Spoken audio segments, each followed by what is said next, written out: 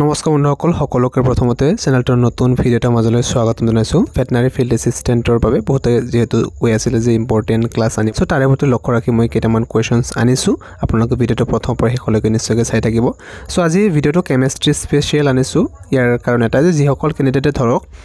BSc কৰিছে কেমিষ্ট্ৰিত যদি major আছে তেখেতসকলৰ কাৰণে কিন্তু ভিডিঅ'টো মোষ্ট ইম্পৰ্টেণ্ট বহুত আটাইতকৈ ইম্পৰ্টেণ্ট হ'ব গৈ আছে হেবুলি এটো নহয় যে বাকি কেণ্ডিডেটৰ বাবে ইম্পৰ্টেণ্ট নহয় সকলোৰ বাবে ইম্পৰ্টেন্স আছে ভিডিঅ'টোত সো প্ৰথম কোৱেশ্চনটো চাওক কি আছে যে how many protons are there in a lithium nucleus যে লিথিয়াম এটা মৌল হয় আৰু এটা এটো ধাতু হয় সো আমি জানো এটো তিনটা প্ৰটন আছে 3 নম্বৰত আছে এটো পেৰিয়ডিক টেবুলৰ তাৰ পিছত যেটো আছে ইয়াৰ ইম্পৰ্টেন্ট পইণ্ট দুটামান লিখি দিয়া হৈছে লিথিয়াম ইজ ইউজড ইন ব্যাটাৰী ইন্ডাষ্ট্ৰিজ যে লিথিয়াম ব্যাটাৰী ইন্ডাষ্ট্ৰিজত ব্যৱহাৰ কৰা হয় আৰু found only in salt and minerals ইয়াত পোৱা যায় চাওকেতে হুইচ গ্যাস ইজ দা আদাৰ নেম of marsh gas যেটো আছে হেতুৰ আন এটা নাম কি হয় বুলি এতে কোৱা হৈছে সো এটো হয় মিথেন বুলি কোৱা হয় যাক CH4 বুলি কোৱা হয় methane is the lightest hydrocarbon having 1 carbon and 4 hydrogen তো আপোনালোকে এটা চাব পাৰে এটা কাৰ্বন আছে আৰু 4টা হাইড্ৰোজেন হেবাবে ইয়াক CH4 ৰে বুজোৱা হৈছে আৰু it is produced from marshy lands আৰু where water covers the land for long times এটা marshy landৰ পৰা এটো প্ৰডিউস হয় বুলি কোৱা হৈছে আৰু এতে marshy land মানে হৈছে যে এনেকুৱা এখন ঠাই যত নেকি বহু দিন ধৰি ইয়াতে লং টাইমৰ বাবে কি কৰি থাকে গোটেই চাৰিওফালে ওয়াটাৰ বা পানীয়ে কভাৰ কৰি থাকে আৰু যদি মিথেনৰ কথা সুধিছে আপোনালোকক এনেকৈ সুধিব পাৰে যে মিথেন গেছ গ্ৰীন হাউস গেছ হয়নে বা হেউজ গৃহ গেছ হয়নে সো আনসাৰটো হৈছে ইয়েস ইট ইজ এটো মিথেন টু এটা হেউজ গৃহ গেছ হয় আৰু কেইটামান হেউজ গৃহ গেছৰ নাম এটা দিয়া হৈছে carbon dioxide nitrous oxide water vapour পানী বা পানীৰ ভাব এবিলাক হয় তাৰ পিছত which is used to remove the green colour from gas sorry এতে গেছ নহব এটো গ্লাছ হ'ব লাগিছিল গ্লাছ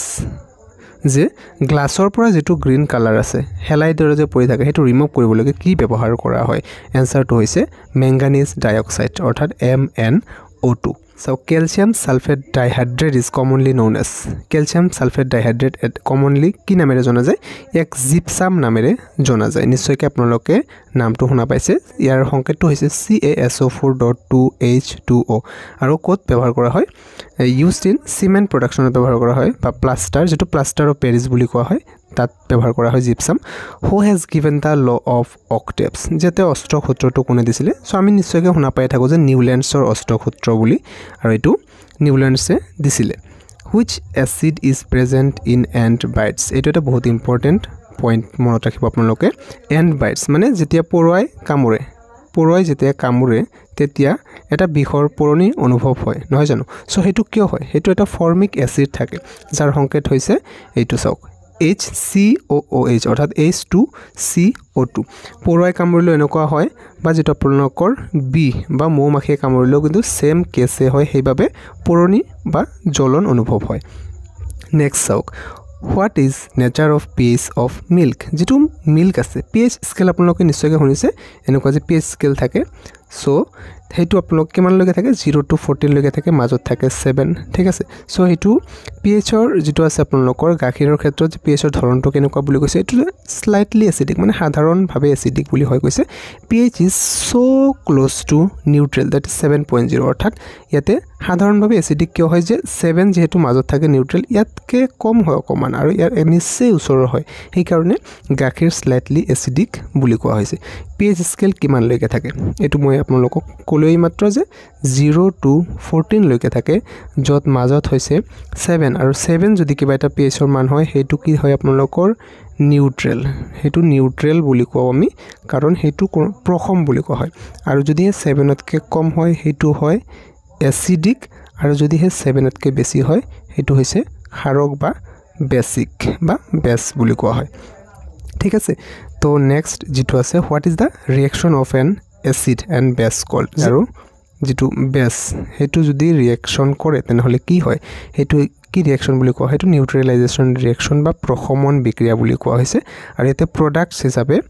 কি বিক্ৰিয়াজাত পদাৰ্থ উৎপন্ন হয় সল্ট এন্ড ওয়াটাৰ ইয়াতে নিমখ আৰু বা লৱণ আৰু পানী উৎপন্ন হয় ইয়াতে যদি আমি চাও এটা এক্সাম্পল দিয়া হৈছে HCl + NaOH এটো এটা এসিড হয় আৰু এটো এটা বেস হয় ইয়াতে কি উৎপন্ন হৈছে NaFCl আৰু H2 আৰু NaCl টো হৈছে লৱণ যেটো আমি খাওঁ ইয়াতে কি হৈছে HCl ৰ পৰা H+ হৈছে Cl ৰ মাইনাছ হৈছে ইয়াতে Na+ হৈছে OH মাইনাছ হৈছে আৰু ইয়াতে H+ টো এটো মাইনাছৰ লগত লাগিছে আৰু ইয়াতে Na+ টো Cl ৰ লগত লাগিছে গতিকে ইয়াতে NaCl হৈছে H2 হৈ গৈছে ব্ৰাছ বা পিতল যেটো আছে সেই তাৰ মেইন কম্পোনেন্টস কিহেৰে তৈয়াৰ হয় বুলি কোৱা হৈছে ইয়াতে সব ব্ৰাছ বা পিতলটো কিহেৰে তৈয়াৰ হয় কপাৰ আৰু জিংক অৰ্থাৎ তাম আৰু দস্তা বুলি যাক কোৱা হয় তাৰে মিশ্ৰ ধাতু হয় যেটো আপোনালোকৰ ব্ৰাছ বা পিতল ইয়াত কি কৰে ইয়াৰ ৰং সোণালী হালধীয়া ধৰণৰ হয় আৰু বাদ্যযন্ত্ৰ বা গৃহস্থলীৰ সামগ্ৰী বা বৈদ্যুতিক অংশ আদি বনোৱাৰ বাবে ব্যৱহাৰ কৰা হয় next main components of bronze একেদৰে ব্ৰঞ্জৰ বাবে মেইন কম্পোনেন্ট কি হয় ইয়াতে কপাৰ আৰু টিন হয় আগতে যেনেকৈ কপাৰ আৰু জিংক আছিল পিতলৰ ইয়াতে হয় কপাৰ আৰু টিন ইয়াতে কৈছে which is the lightest metal আটাইতকৈ পাতল ধাতু ইয়াতে ধাতু কি হয় মনত ৰাখিব আটাইতকৈ পাতল ধাতু যেটো হৈছে এটো হৈছে লিথিয়াম তাৰ পিছত which is the heaviest বা densest আটাইতকৈ বেছি ঘনত্ব থকা বা আটাইতকৈ বেছি ওজন থকা ধাতু হেতু কি হয় এটো হৈছে osmium next which is the lightest gas এতে গ্যাসৰ ক্ষেত্ৰত আটাইতকৈ পাতল গ্যাস বুলি যদি আমি কও এটো কি হয় হাইড্ৰোজেন গ্যাস হয় আৰু which is the heaviest gas এতিয়া যদি আমি কও আটাইতকৈ মানে গধুৰ গ্যাস কি হয় এটো হ'ব ৰেডন যাক আৰএন বুলি জনা যায় নেক্সট আৰু এটা বহুত ইম্পৰ্টেন্ট কোৱেশ্চন মনত ৰাখিব ড্ৰাই আইস বা শুকান বৰফ বুলি কাক কোৱা হয় ইয়াতে মনত ৰাখিব সলিড কাৰ্বন ডাই অক্সাইড মানে কি কয় যেটো আপোনালোকৰ কঠিন কাৰ্বন ডাই অক্সাইড বা CO2 ইয়াকে আমি কি বুলি জানো শুকান বৰফ বা ড্ৰাই আইস বুলি জনা যায় নেক্সট কোৱেশ্চন কি আছে সৰ্বাধিক সক্ৰিয় ধাতু কোনটো আৰু এটো হৈছে সোডিয়াম আৰু মনত ৰাখিব সোডিয়ামে যেতিয়া কি কৰে পানীৰ হৈতে বিক্ৰিয়া কৰে বা ওয়াটাৰৰ হৈতে বিক্ৰিয়া কৰে তেতিয়া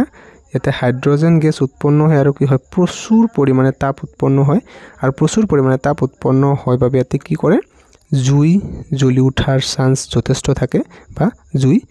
জ্বলি উঠে মানে গ্যাসৰ সৰ্বাধিক বেছি পোৱা গ্যাস কোনটো হয় সো এটো আটাইতকৈ মানে বায়ুমণ্ডলত আটাইতকৈ বেছি পৰিমাণে থকা গ্যাসটো হৈছে নাইট্ৰজেন গ্যাস আৰু এটা আপোনালোকৰ কিমান পাৰ্সেন্ট থাকে জানেনে নাইট্ৰজেন গ্যাস থাকে 78% আৰু অক্সিজেন গ্যাস যদি কয় হেতু হৈছে 21% তাৰ পিছত আপোনালোকৰ পানী পৰিষ্কাৰ কৰিবলৈ কোনটো গ্যাস ব্যৱহাৰ কৰা হয় এটো মনত ৰাখিব যে পানী পৰিষ্কাৰ কৰিবলৈ সাধাৰণভাৱে ক্লোৰিন গ্যাস ব্যৱহাৰ কৰা হয়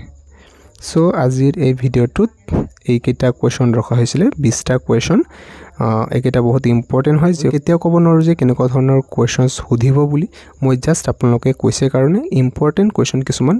বিভিন্ন ধৰণৰ এক্সামত আহি যোৱা হেবিলাক কোৱেশ্চন কিছুমান আপোনালোকৰ বাবে আনিছো ভিডিওটো কেনে পালে জনাব যদি ভাল পাইছে নিশ্চয়কৈ লাইক এটা কৰি ৰাখিব আৰু নিজৰ সকলো ফ্ৰেণ্ডৰ সৈতে শ্বেয়াৰ কৰিব সো পুনৰবাৰ নতুন এটা ভিডিওলৈ লগ পাম আজিলৈ মানে সামৰিছো ধন্যবাদ